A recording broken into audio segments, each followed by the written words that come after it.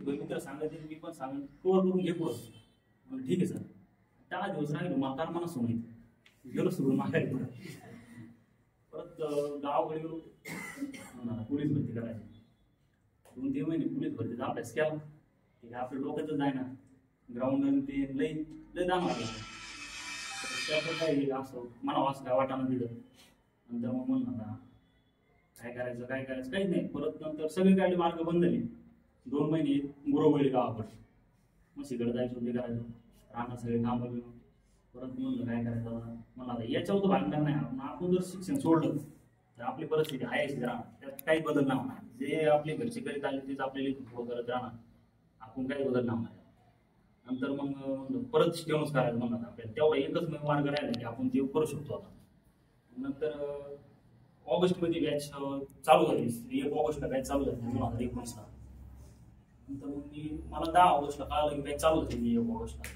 मी 15 August 2019ला सोनाईला आलो त्या दिवसापासून सरचं जे मार्गदर्शन म्हणजे आम्ही डायरेक्ट सांगतो ना सर डायरेक्ट देवे आमच्यासाठी सर जर नसते आम्ही काहीच नसतं त्या आम्ही गावाकडे ती थोडीफार जमीन आहे तिकडे इकडे तिकडे हिंडे बंगलं ते बाकी काहीच केलं नसताना नंतर 2019 पासून सरकट स्टेमल आला 2020ला कोरोना आला अर्धीच बॅच झाली जोपर्यंत आमची सारखी त्या अर्धीच बॅच गावाकडे गेलो परत सगळे ऑनलाईन क्लास चालू केली ते ऑनलाईन काही ऑफलाईन पहिलं काही शिकलेलं त्याच्यात झालो पास झालो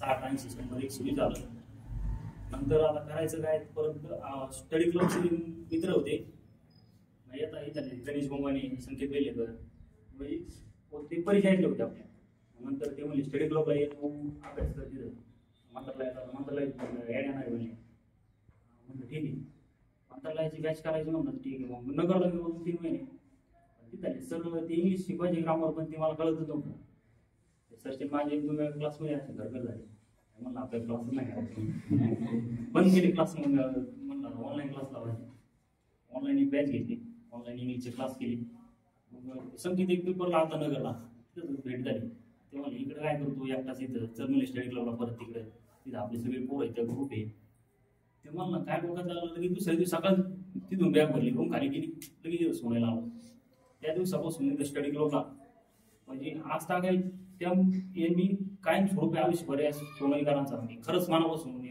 लई म्हणजे ऋणी राहील त्यांनी इतकं सांभाळलं ना की एकूण नाही सांभाळू शकत म्हणजे इतक्यापासून की तुम्हाला काही पण अडचण होत नाही म्हणजे असं पुन्हा गाडी लागू पुन्हा ते पैसे लागू तुम्हाला जेवणाच्या डब्यापासून सांभाळा त्यांनी आम्हाला खरंच काही सांभाळलं पण नंतर इथं अभ्यास आला मंत्रालयाचा भरपूर अभ्यास करायचा सागर सर होते आम्ही सगळे सोबतच होतो मंत्रालयाला पण मला एक मार्क 42 मिनिट होतो मला 41 मार्क होते अपयश आलं अक्षरशः माझा दिवस मी कधीच नाही विसरणार ते शाला देत होता आम्ही अक्षरशः रडत होतो असं म्हणजे काहीच सुधरत नव्हतं कारण त्याला ध्येय मानून केलं होतं बाकी काही त्यावेळेस दुसरं काहीच नाही असं बरं ती दुसरी ॲड पण होती पण त्यालाही ध्येय मानून केलं आम्ही म्हणजे भरपूर अभ्यास करता असं काही ठेवलं नव्हतं मागं ते काय झालं टायमिंगला ऑफलाईन पेपर होते ते ऑनलाईन झाले त्यांनी आम्हाला जास्त जमलं नाही तिथं मग त्यात फेल झालो नंतर काय करायचं एकदम डिप्रेशनमध्ये गेलो सगळे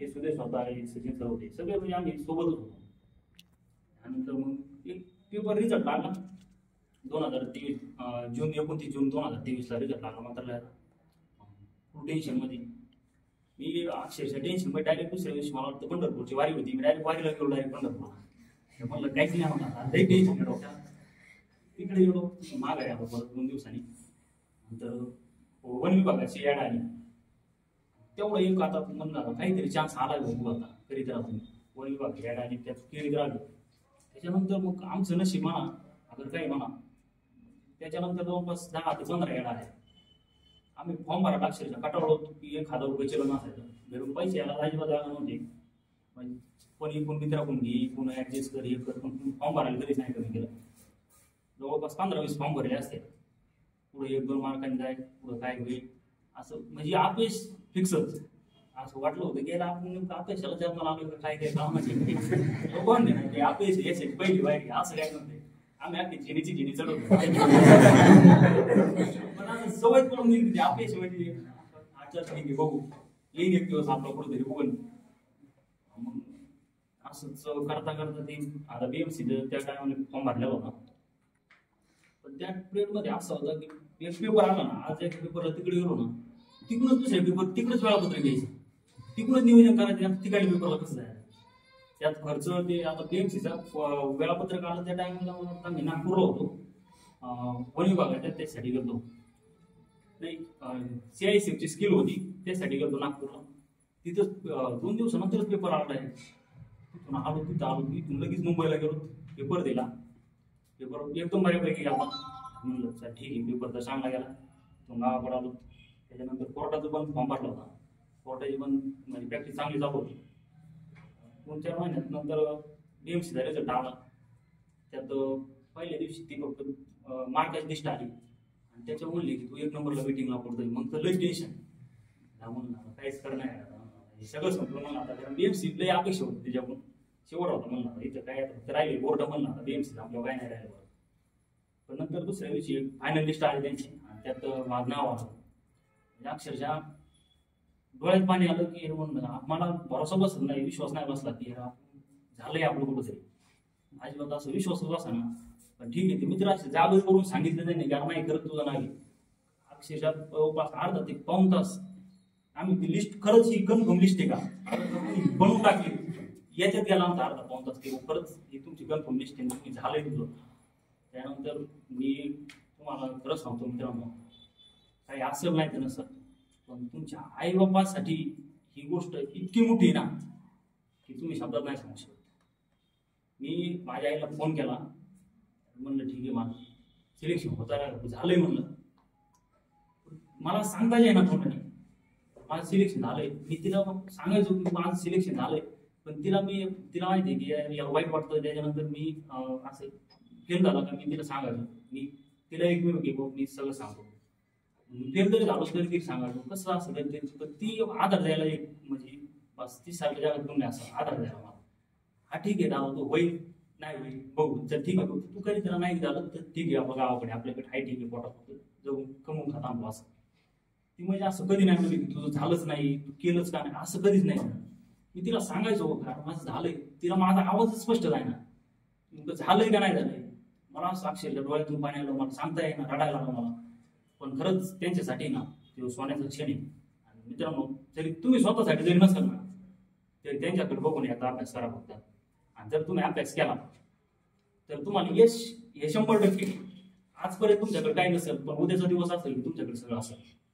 तुम्ही 5 वर्ष गेली तुमचे, म्हणजे असं काही नाही 5 वर्षात काही नाही झालं, 5 वर्ष नंतर पुढल्या एका दिवसात ना तुमच्याकडे सगळं असेल की 5 वर्षात साथ निघून जातो. त्यामुळे ना तुम्ही असं नका म्हणू की माझी 5 वर्ष गेली. मी अक्षरशः माझी 5 वर्ष सोने गेली. 2019 ते 2024 पर्यंत मी सोने होतो. माझे 5 वर्ष सोने गेले.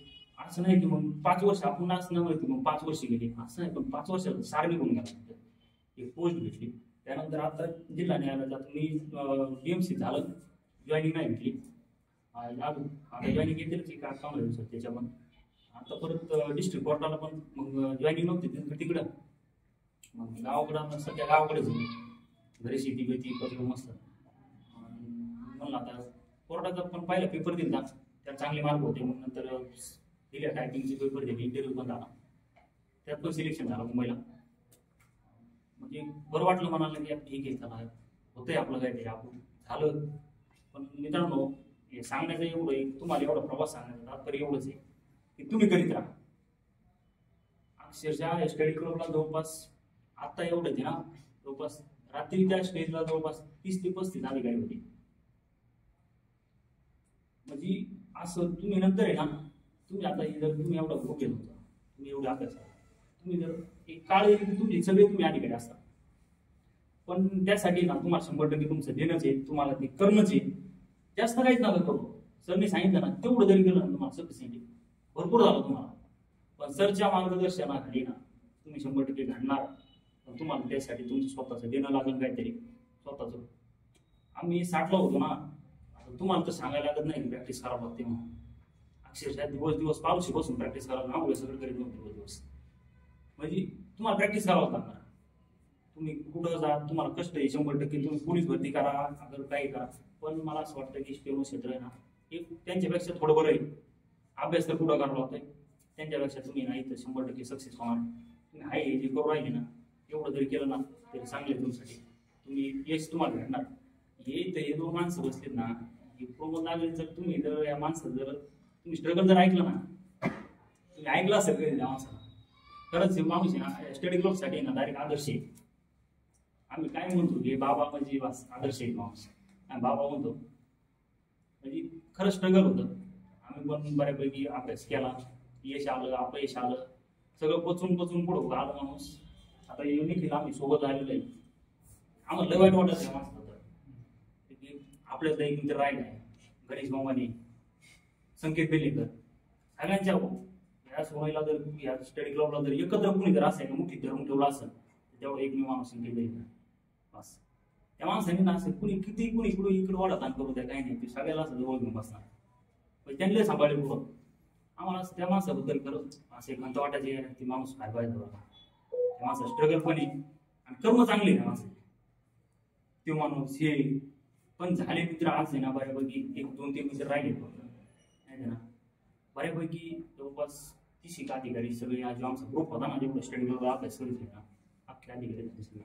संगतीचा परिणाम इतका खतरनाक होता देऊ बस. त्यातून म्हणजे असं कुणीच नाही झालं की वायाला गेलं अगर यांनी सोडून दिलं, असं काहीच नाही झालं.